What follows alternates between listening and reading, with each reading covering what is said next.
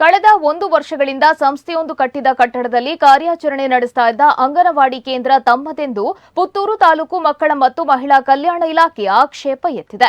ಪುತ್ತೂರು ತಾಲೂಕಿನ 34ನೇ ನೆಕ್ಕಿಲಾಡಿಯ ಮೈಂದಡ್ಕ ಎಂಬಲ್ಲಿ ಅಂಗನವಾಡಿಗೆ ಸ್ವಂತ ಕಟ್ಟಡ ಇಲ್ಲದ ಕಾರಣ ಸ್ಥಳೀಯ ನಮ್ಮೂರು ನಮ್ಮವರು ಎನ್ನುವ ಸಂಸ್ಥೆ ತಮಗೆ ಸರ್ಕಾರದಿಂದ ಮಂಜೂರಾಗಲು ಸಿದ್ಧಗೊಂಡಿದ್ದ ಜಾಗದಲ್ಲಿ ಕಟ್ಟಡವನ್ನ ನಿರ್ಮಿಸಿ ಅಂಗನವಾಡಿ ಕಾರ್ಯಾಚರಿಸಲು ಅವಕಾಶ ಮಾಡಿಕೊಟ್ಟಿದ್ರು.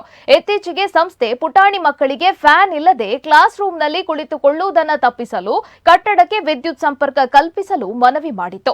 ಈ ಮನವಿಗೆ ಸ್ವತಃ ಮಹಿಳಾ ಮತ್ತು ಮಕ್ಕಳ ಕಲ್ಯಾಣ ಇಲಾಖೆಯೇ ಅಡ್ಡಿಪಡಿಸಿರುವುದು ಸ್ಥಳೀಯರ ಆಕ್ರೋಶಕ್ಕೆ ಕಾರಣವಾಗಿದೆ. 1 ವರ್ಷದ ಕಾಲ ಯಾವುದೇ ಗೊಂದಲವಿಲ್ಲದೆ ಸಾಗಿದ ಅಂಗನವಾಡಿ ಇದೀಗ ಗೊಂದಲದ ಗೂಡಾಗಿದೆ. ಅಂಗನವಾಡಿ ಕಟ್ಟಡ ತಮ್ಮದೆಂದು ಸರ್ಕಾರ ತಮ್ಮ ಹೆಸರಿಗೆ ಬರ್ತಿದೆ ಎನ್ನುವ ಖ್ಯಾತೆ ತೆಗೆದಿದೆ. ಏಕಾಏಕಿ ಕಟ್ಟಡ ನಿರ್ಮಾಣಗೊಂಡಿರುವ ಜಾಗ ತಮ್ಮದೆಂದು ಇಲಾಖೆ ವಾದಿಸಲು ಆರಂಭಿಸಿದೆ. ಒಟ್ಟಿನಲ್ಲಿ ಗೊಂದಲ ಮುಗಿಯುವ ತನಕ ಪೋಷಕರು ಮಕ್ಕಳನ್ನ ಅಂಗನವಾಡಿಗೆ ಕರೆದುಕೊಂಡು ಬರದೇ ಇರಲು ಪೋಷಕರು ನಿರ್ಧರಿಸಿದ್ದಾರೆ. ಈ ಘಟನೆ ಇದೀಗ ರಾಜಕೀಯ ತಿರುವನ್ನು ಪಡೆದುಕೊಂಡಿದ್ದು ಕಾಂಗ್ರೆಸ್ ಮತ್ತು ಬಿಜೆಪಿ ಪಕ್ಷಗಳು ಆರಂಭಿಸಿವೆ. ಆದರೆ ಈ ಇಬ್ಬರ ಗೊಂದಲದಿಂದ ಪುಟಾಣಿ ಮಕ್ಕಳ ಶಿಕ್ಷಣದ ಅರಿವು ಬಾಡಿದಂತಾಗಿದೆ. 20ನೇ ತಾರೀಕಿಗೆ ಸೊ ಅದು ಫೈನಲೈಸ್ ಆದ ನಂತರ ಅದು ಏನ್ ನಿರ್ಣಯ ಬರ್ತದೆ ನೋಡಿದ್ರೆ ಆಯ್ತು.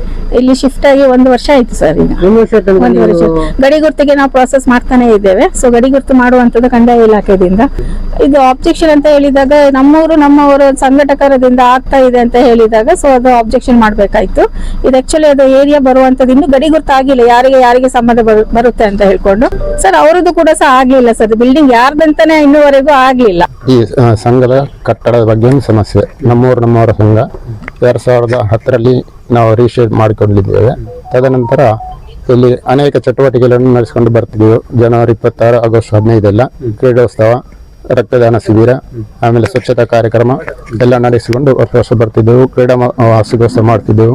ಈ ಸಂದರ್ಭದಲ್ಲಿ ನಮಗೊಂದು ಡಾಕ್ಯುಮೆಂಟ್ಸ್ ಮೇಂಟೈನ್ ಮಾಡಲಿಕ್ಕೆ ಕಚೇರಿ ಬೇಕಾಗಿತ್ತು. ಅದಕ್ಕೋಸ್ಕರ ನಾವು DC ಅವರಿಗೆ, ತಹಸೀಲ್ದಾರ್ಗಳಿಗೆಲ್ಲ ಅಪ್ಲಿಕೇಶನ್ ಕೊಟ್ಟಿದ್ದೆವು ಜಾಗದ ಸ್ಯಾಂಕ್ಷನ್ ಬಗ್ಗೆ. 5/88/1 ಅದರ ಪ್ರಯುಕ್ತ ಎಲ್ಲ ಇದು ಕೆಲಸ ಕಾರ್ಯಗಳು ಪ್ರೊಸೆಸ್ ಆಗ್ತಾ ಉಂಟು. ಈಗಲೂ ತಹಸೀಲ್ದಾರ್ ಅಲ್ಲಿ ಫೈಲ್ ಹೋಗಿದೆ. ಇಲ್ಲಿ ಎಲ್ಲಿಯೂ ಅಂಗನವಾಡಿ ಪುಟಾಣಿಗಳಿಗೆ ಅಂಗನವಾಡಿ ನಡೆಸಲು ಸ್ಥಳಾವಕಾಶ ಇಲ್ಲದ ಕಾರಣ ನಮ್ಮ ಸಂಘಟನೆಗೆ ಮೊರೆ ಹೋದ್ರು. ಈ ತರ ಸಮಸ್ಯೆ ಉಂಟು, ಇದನ್ನು ಪರಿಹಾರ ಮಾಡ್ತೀವಿ ಇಲ್ಲಿ.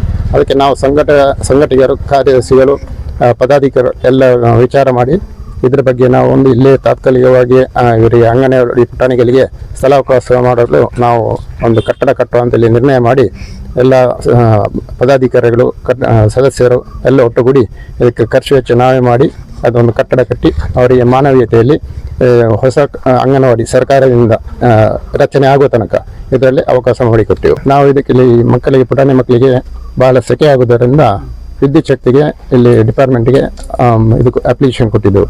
ಅದು ಈ ಶಿಶು ಕಲ್ಯಾಣ ಇಲಾಖೆ ತಿಳಿದು CDP ಅವರು ಅದಕ್ಕೆ ಅಬ್ಜೆಕ್ಷನ್ ಹಾಕಿದ್ರು. ಇಲ್ಲಿ ನಡೆದು ಸುಮಾರು ಈಗ 2 ವರ್ಷದಿಂದ ಯಾವುದೇ ತೊಂದರೆಗಳಾಗದೆ ನಡೆಯುತ್ತೆ.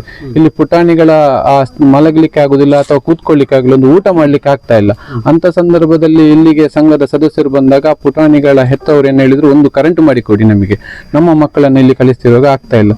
ಆ ದೃಷ್ಟಿಕೋನದಿಂದ ನಮ್ಮೂರು ಸಂಘಟನೆಯಿಂದ ಅವ್ರದ್ದೇ ಕಚೇರಿ ಕಟ್ಟಡ ಆಗಿರುವ ಕಾರಣ ವಿದ್ಯುತ್ ಅನುಮತಿ ಕೊಟ್ಟು ಎಲ್ಲ ಆದ್ಮೇಲೆ ಇವರು ಏಕಾಏಕಿ ಯಾವುದೋ ರಾಜ್ಯಕ್ಕೆ ದುರುದ್ದೇಶದಿಂದ ಯಾವುದು ಮಾತು ಕೇಳಿಕೊಂಡು CDP ಇವರು ಶಿಶು ಇಲಾಖೆಯವರ ಅವರ ತಪ್ಪು ಕಲ್ಪನೆಯಿಂದ ಅವರಿಗೆ ಪಾಸ್ ಆಗಿದೆ ಎಂಬ ಈ ಜಾಗ ತಪ್ಪು ಕಲ್ಪನೆಯಿಂದ ಅವರು ಆಕ್ಷೇಪ ಹಾಕಿದ್ದಾರೆ. ನೋಡಿ, ಇಲಾಖೆಯವರ ಈ ರೀತಿಯ ಕ್ರಮದಿಂದಾಗಿ ಇವತ್ತು ಅಂಗನವಾಡಿಗೆ ಮಕ್ಕಳು ಬರದೇ ಇರತಕ್ಕಂತಹ ವಾತಾವರಣ ನಿರ್ಮಾಣ ಆಗಿದೆ. ಸರ್ಕಾರದ ಎಲ್ಲ ವಿಚಾರಗಳನ್ನ, ಸರ್ಕಾರದ ಯಾವ ಕೆಲಸ ಕಾರ್ಯಗಳನ್ನ ಇವತ್ತು ಸಮರ್ಪಕವಾಗಿ ನಿರ್ವಹಣೆ ಮಾಡಬೇಕಾಗಿರ್ತಕ್ಕಂಥ ಅಧಿಕಾರಿಗಳು ಒತ್ತಡಕ್ಕೆ ಮಣಿದಿರತಕ್ಕಂತಹ ಪರಿಣಾಮದಿಂದ ಇವತ್ತು ಅಂಗನವಾಡಿ ಮುಚ್ಚುವಲ್ಲಿಗೆ ಬಂದು ನಿಂತಿದೆ.